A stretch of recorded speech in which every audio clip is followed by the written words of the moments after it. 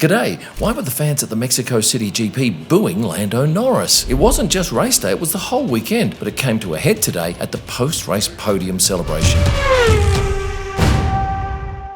And coming up later, more on the tape wars. But Lando was booed all weekend, not just today during the race. I noticed that on Saturday as he came into the stadium, they would give him huge boos, and he was the only driver to be booed. Last year, Max Verstappen was on the end of those boos, but not this year. They were cheering Max, they were cheering Lewis, they were cheering Oscar, and also Charles Leclerc. They were the darlings. So why the boos? Well, that came to light today in the press conference post-race. A local journalist explained that the fans didn't like that Oscar had to give the place back to Lando in Monza. People felt that he was being given the championship. And then the journalist asked Lando directly, will you give those points back? Lando just patted that away, and really, how would you give the points back? What, ring up the FIA and say, hey, can you just take a couple of points off me and give them to Oscar? That's never going to happen. And really, if it was going to happen in a race, well, you'd have to have the exact same situation. And that's highly unlikely. So that's why the fans were very angry and booing Lando at every opportunity. I noticed it on the formation lap when I was at turn 1 waiting to shoot the start. And what was Lando's reaction to the booing? Well, he just laughed it off as he left the podium, and in the press conference he virtually said it didn't bother him. But Lando wasn't the only driver to be booed at the race today. Liam Lawson copped it, I gather because he took Sergio Perez's seat at Red Bull earlier this year. And he did have a fair fright on lap 3 when he nearly cleaned up a marshal. Let me give you the rundown there. I'm photographing the marshals picking up debris, and this was what the FIA had to say tonight. On lap 3, race control allowed marshals to go on track to recover the debris from the turn 1 incident. But when it became apparent that Liam Lawson had pitted, the instructions to dispatch marshals was rescinded and a double yellow flag was shown in that area. And at the time of recording this, they were still investigating the incident. But I was focused on a marshal, and next thing you know, on the right-hand side of my screen, I see Liam Lawson. I didn't realise it was Liam at the time, and I kept shooting, of course. And if you have a look here, this marshal's feet are still on the track when Liam's a few metres away from him. Now, if you have a look at Liam's on board, and I can't show you that, you'll see that Liam was to the left of that marshal, but it certainly put the frighteners on him. And by the way, if you have a large wall in your home or office and you want to spruce it up with some F1 imagery, head to the shop at kimillman.com. If you've seen a picture of mine that you love, you can choose a paper print, canvas, or even acrylic, and they'll be delivered to you almost anywhere in the world.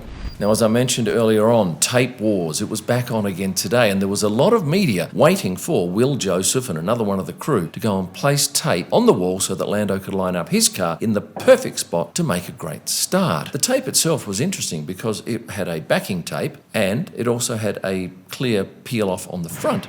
And as you can see here, it's not solid the whole way through. And I'm not sure why they went with that particular type of tape, but I gather it worked because I spoke to a couple of Red Bull people today and they said that the FIA were none too impressed with their behaviour, and I actually thought it only happened once that tape was taken off the wall, but somebody told me it was actually 3 times, and they should know. So was it taken off today? I can't tell you because we're already on our way to pit lane after the cars leave for their formation lap. Maybe you know. I've seen no reports about it, and based on what somebody told me today from Red Bull, I don't think they would have touched it. Now let's go on to another incident late in the race, and you didn't see this on television. Carlos Sainz's race coming to an end in the stadium with a couple of laps to go. I must admit, I didn't actually see the spin. All I noticed was Carlos getting out of his car. The FIA's statement said that there was fire coming out of the car, and as such, it would mean a marshal intervention and a virtual safety car. Now, that virtual safety car ended as soon as the car was in a protected position, and the race concluded under green flag conditions. But many of you are saying, why weren't you showing that on the telecast, given that the race was under virtual safety car, so there was no on-track action to keep you interested? But here's what I saw from my vantage position. Let's talk Pato O'Ward. He drove for McLaren in FP1. Did a pretty good job, but he was lucky to actually make it into the car. He was very sick on Thursday night with food poisoning. His trainer had to rehydrate him in the early hours. He couldn't eat anything. He finally got into the car, performed admirably, but straight after had to be rushed to the Circuit Medical Centre where he was treated for some 3.5 hours. I spoke to his sister Elba today about it, and she said that his resting heart rate was 140 beats a minute, which I'm told is very high. This was after his FP1 session. He did recover in the afternoon, but today when I spoke to him, he said he still needs to be very careful with what he eats. And wouldn't it have been amazing if Lando had to step in for a sick rookie driver? That would mean the team would have to then do another test, I imagine, later in the year. What have we got, 5 races to go? No, 4. And still on the subject of Pato, have a look at this jacket that he wore in on Friday. Now, this was impressive, and I believe it was made by Elvis Presley's tailor. It took many months to produce and certainly created quite an impression for the Mexican-American-Irish driver when he came into the paddock. Pato was one of 9 rookie drivers to drive that FP1 session. One of them was Ryo Hirakawa. But look at this. On F1's results page, he's the only one without a thumbnail picture next to him.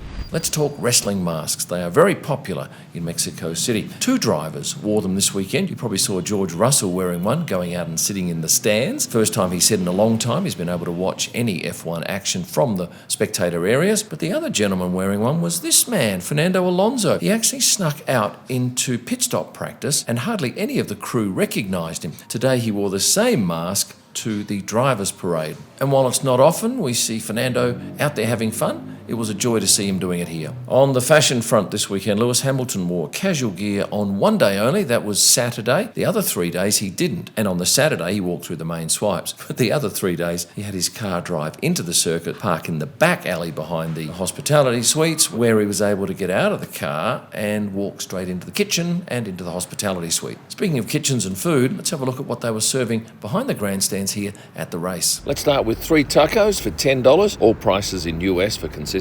A hot dog, beef or turkey, $11. A 5-inch pizza, $9. Fried cheese and chips, $12. Famous wings, $15. Boneless wings, $15. And if you love brown food, this is a paradise for you. All of these are $11. And the cheapest offering, fried banana chips, $3. The most expensive, this cheeseburger, $21. And something I don't think I should be eating, chubby fries, $14. Now, what to wash that down with? Soft drinks, around $4. Water, $3, or fill your bottle up from these dispensers for free. You get a 45ml shot of rum, tequila, whiskey, gin, vodka or mezcal for about $10 US. Cocktails from $12 to $14, and a beer a lazy $7.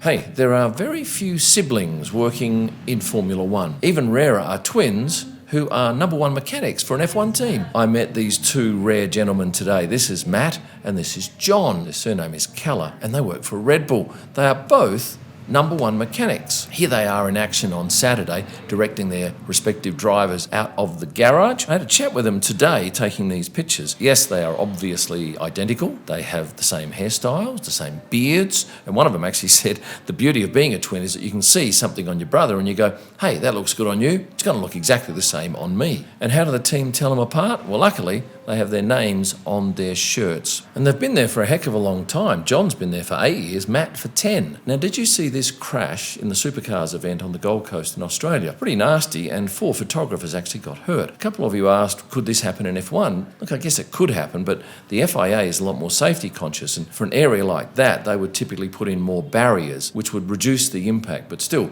motorsport is dangerous, and yes, we can get hurt.